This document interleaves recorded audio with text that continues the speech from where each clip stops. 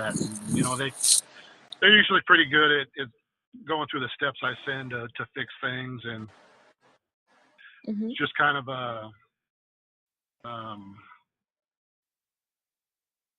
extra. I can't think of the word I'm looking for. Just kind of out of the normal realms of support Uh-huh. Okay. for them. Are there any Just significant examples? Sorry? oh no, go ahead. Okay. So for these instances when you help a customer directly, are there any significant examples that you'd like to share that come to mind where like it was really challenging to help a customer, but you did it anyway or something?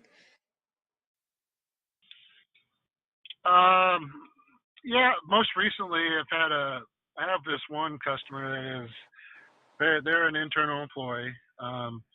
They are Mm-hmm. um, they're very cautious about their computer. They've been having a lot of issues with their laptop.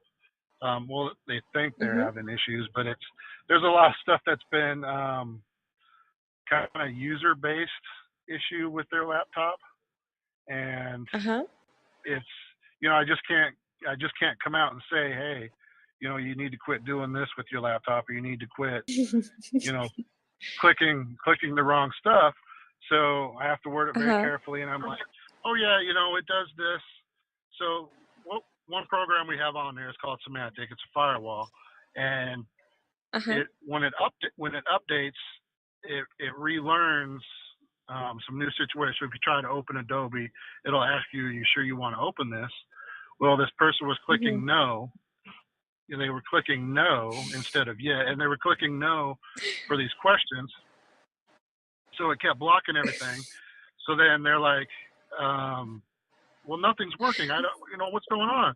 And I eventually just and they kept doing it over and over, and I would explain, when this pops up, you just go ahead and click yes unless it pops up and it's red, because if it's nothing, if it's something out of the norm, it'll pop up and it'll be like red. It's like, do not do this. Yeah. So, I explain that in terms and tell them, don't, that's when you want to click no to something, but like Mm-hmm. your everyday functions, you click yes. And so they thought the computer was acting up, and they weren't really paying attention to these prompts.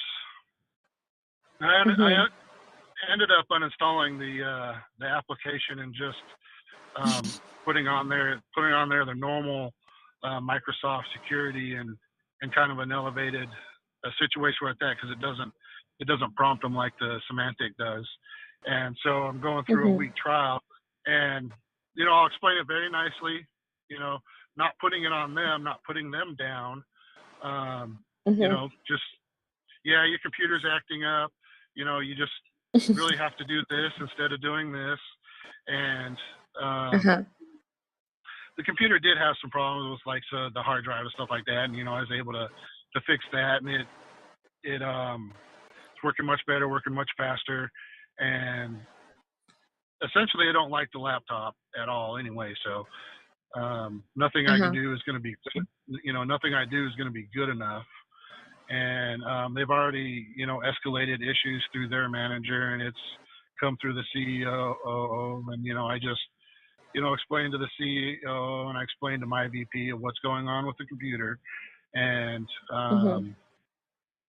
it's just been a super difficult process with this person. And every time I look at it, I make them feel better for a little bit, and then something will happen again. So Uh-huh. it's just they've been really super difficult lately. Yeah. So hopefully I got them calmed down. It was right before last week was the last, on Thursday was right before everybody, was letting out for the long weekend, and hopefully she's okay now, but we'll see. Mm-hmm. Time will Well, tell. hope so. But yeah, when I do all my diagnostics, when I look at the computer, it's fine. There's nothing wrong with it. It's working good. It doesn't.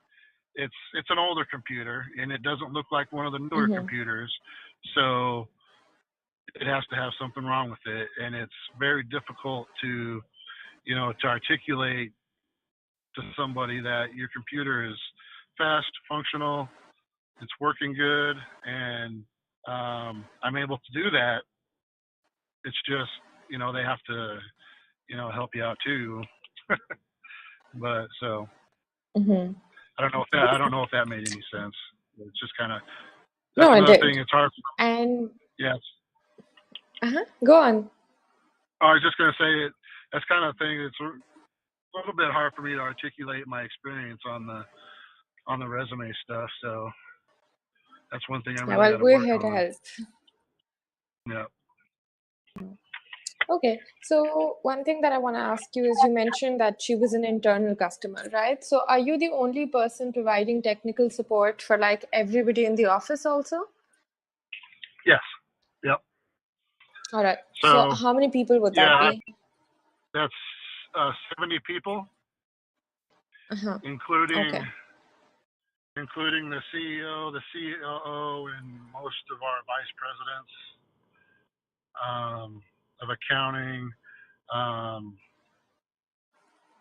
uh, we have property accounting, we have um, corporate accounting, and then the VP overall accounting. Um, so I would say there's 10 executives that I Mm-hmm. support, and then the 60, upper management, all the way down to the frontline folks. Mm-hmm. Um, All right. so yeah, and then with that, there are approximately an additional 650 users that are Mm-hmm. remote. That are remote users. These are all our property users. And Mm-hmm. while I don't support their hardware, I support all their user accounts. And each one of them has between anywhere from 3 to 5 user accounts. So I manage Mm-hmm. all the all the onboarding process for all those accounts.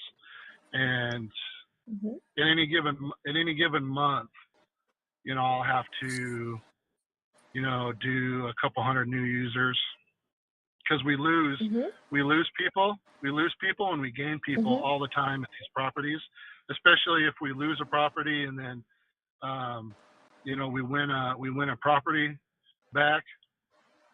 We're not back, Mm-hmm. but we bring on a new property, we lose a property. There's anywhere between 2 to 5 or 2 plus employees with each of those properties. So it Mm-hmm. just depends. All right. Um, one thing I didn't mention is I don't even think it's on my resume.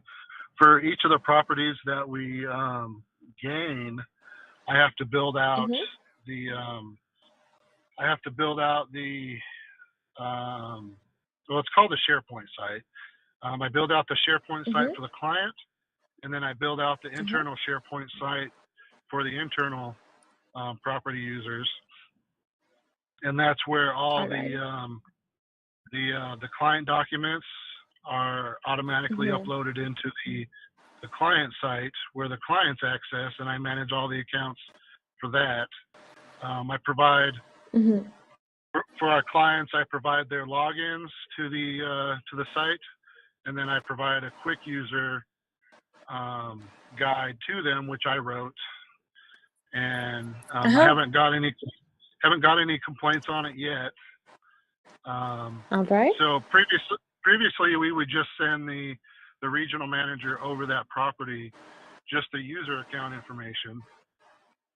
Well, Mm-hmm. I started a process where you send them the user account information, we send them the links to log in, we send them the property site links, because some clients will have more than one property, and then I'll send them the quick user guide, so we're not just here client, here's your information, figure it out. Mm-hmm. um, Yeah. So, and then the RMs, the regional managers will take that, and then they'll have the meeting, because I don't contact the clients directly. There's a level of separation between Mm-hmm. me and the clients because I'm not IT support for the clients. But if Mm-hmm. they need help with our system, then I'll help in that regards. But so there's that too, and then yeah, so those site builds for internal properties, external properties, which is the clients. Um, Mm-hmm. that's kind of involved, and then making sure all the permissions and everything are set properly on that, and make sure all the security's set up. Right. Okay, so this user guide that you wrote, I want to talk about this. Was this your own initiative? It's my what now? Was it your own initiative or were you told to do this? No, it was my own initiative because I saw that we Mm-hmm. were, I saw that we were just giving the client information, and Yeah. the SharePoint site works in such a way where you have to log in a specific way, and the navigation Mm-hmm. isn't exactly intuitive. This is one of the upgrades we're doing as well, is upgrading from Mm-hmm. our our SharePoint is SharePoint 2007. We're upgrading to SharePoint Online, so it's not exactly intuitive for navigation. So I wrote up how to navigate. I wrote up how to log in, where to log in, how to navigate, where to see their particular information on finance, on marketing, information on the market reports, on various on how the market's doing in rents and stuff like that, Mm-hmm. and and then creating any space for any kind of affordable housing compliance, stuff like that, and where to, Mm-hmm. how to navigate to those. So yeah, it wasn't really All laid right. out too well initially for the clients, for the customers. So yeah, I went ahead. I saw that there was a need for that, so I went ahead and wrote that up, and made it all look nice with the capstone branding and everything. Mm-hmm. Okay. So, have you noticed a decrease in user questions or user confusion as a result? Yeah, there was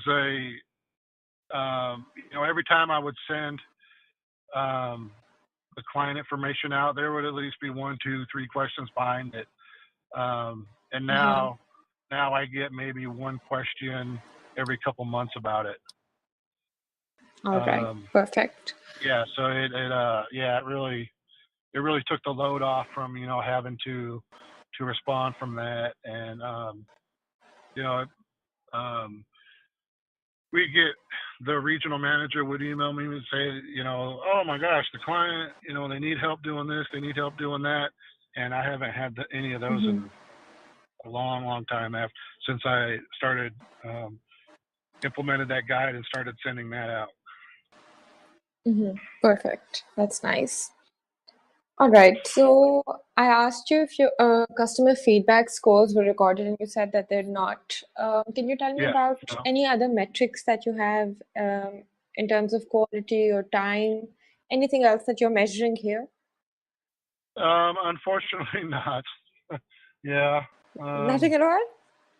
yeah. Yeah. Not really anything at all. The only, I mean, our ticketing system is just basically email. I just get an email, and I answer that. I Mm-hmm. get anywhere between 10 to 50 emails a day on support. Mm-hmm. The rest of the time I'm functioning as a system administrator, trying to keep up with the servers and keeping them online, keeping them updated. I'm Uh-huh. really very, very spread thin on things to Yeah. do, and unfortunately, there's no metrics or anything behind that shows that. Mm-hmm. That's okay. Right. So you said that you get anywhere between 11 to 50 emails per day. So how fast are you able to respond to them? Let's just guess. How long does it take you? I usually am able to respond within 10 minutes to each email. Um, a lot of Wow. them are super quick, super easy. Some of them aren't so. It might take more emails, but I will respond to that email within that time Mm-hmm. frame, just to make sure that people know that I'm here, I'm present. Even if I'm out on the floor Mm-hmm. working, I have my email attached to my phone. The email will come in and be like, Uh-huh. oh yeah, I know what the issue is. I'll be with you in 20 minutes. I'll estimate Perfect. how much Mm-hmm. time I'm out on the floor. But All yeah, right. That's yeah, yeah, it's a quick response. nice. We do get phone calls. Just answer the phone each time. If I come back, there's a voicemail. I'll answer the Mm-hmm. voicemail and just get back with that person just as fast as possible. Just Okay. you know, Nice. So, have yeah. you developed any templates for like common customer issues? So with SharePoint, we also have like an internal SharePoint space. I created a Mm-hmm. new. Well, we kind of had an IT splash page where people could go. But I upgraded that a lot. A lot of people don't like the newer people don't use it as much right now until they finally figure out that it's there. But I'll put that's another thing I did is on the new user form. We used to just email the account information to the new user, well, to the new user's manager, and then they would provide them Mm-hmm. the information. What I did is I took that a step further and created a new user form that shows all the information on the form, shows where to go for their cloud-based application, and then I showed them where to go for IT support. So I direct them to Mm-hmm. the splash page, which then in turn has um, troubleshooting steps for basic resolutions to problem solving for common issues that we have with each of our applications. And Mm-hmm. um, so they're able to go there. They're able to look that up on their own. We'll get the new users that come in, and I'll say, "Oh yeah, all you have to do is this and this and this," and then and then I say, by the way, you can go here, and there's a multitude of KBs or any one thing you can look at to see if this will help your issue, and just going forward. So very friendly, help them out, and just kind of direct them to where they might be able to go to fix their issue if they want some self help. And Mm-hmm. that also that also took a lot of emails off, a lot of load as well from the Uh-huh. users who do use that. I receive less emails or I receive less phone calls, and it's more of an immediate need basis when somebody emails or phone calls now rather than Mm-hmm. you know any of those issues that I've wrote up documents for and put them out on the Right. that help page. And then if it's Mm-hmm. something, and there's also kind of like a little bit of triage because um, with our applications, I'm not support for all levels of the application. I'm support for the user aspect of that application, but there'll be a part on that site where it says, "Oh, if you're having troubles with your user account, email me. If you're having troubles with the system itself, call this number. Press this button when you call in, and then Mm-hmm. it'll take you directly to the proper support." Um, Mm-hmm. kind of stuff like that. So they're also able to triage their own issues as well. Perfect. And yeah. Okay, that's nice. Right. Let's see. Hello? I'm here. Yeah. Okay, I thought I heard someone else for a second. Oh no, I Um, just I dropped my notebook. oh, all right. Is it all right?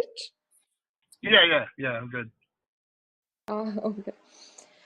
Right. So you mentioned earlier that you kind of perform director level duties here as well, right? Because there is no IT director here.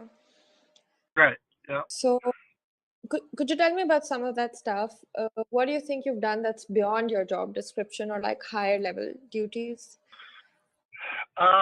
So kind of higher level duties. I will um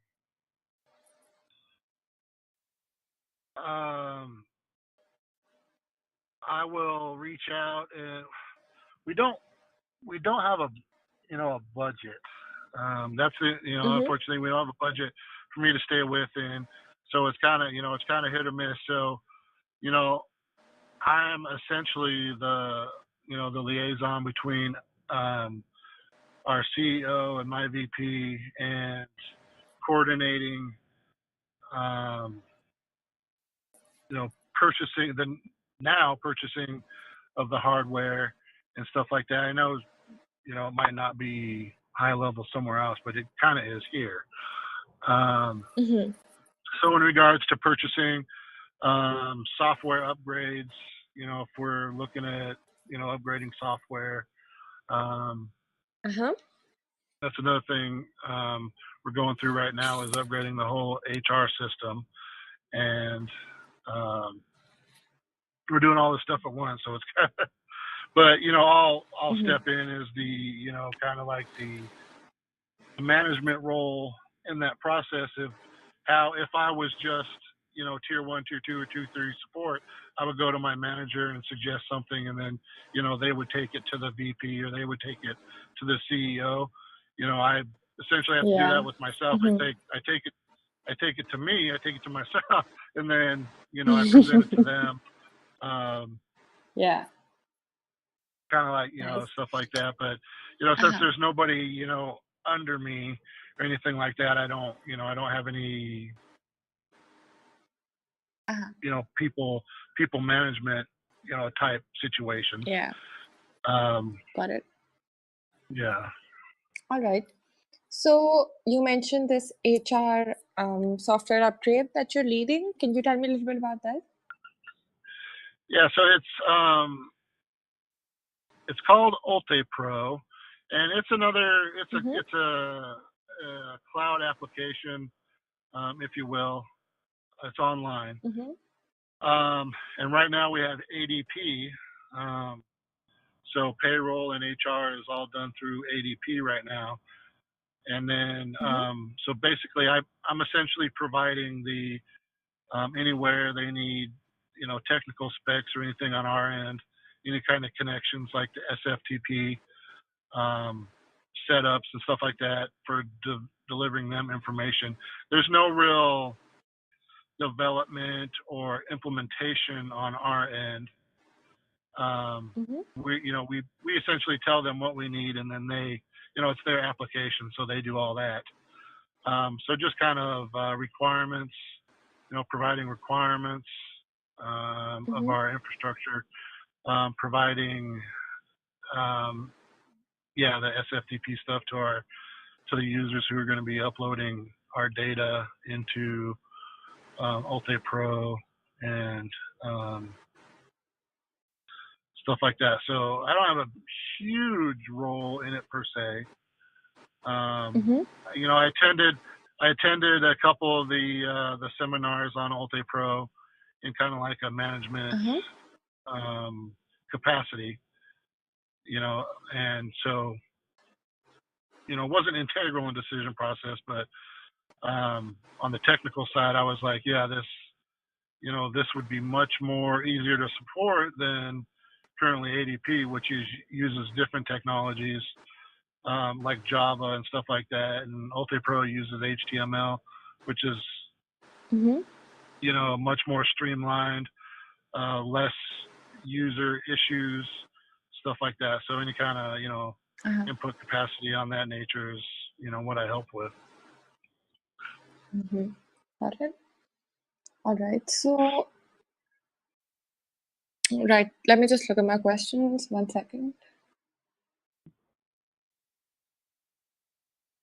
Right. So, did this role involve you having to learn any new technologies or languages, anything like that? Um, Unfortunately, not.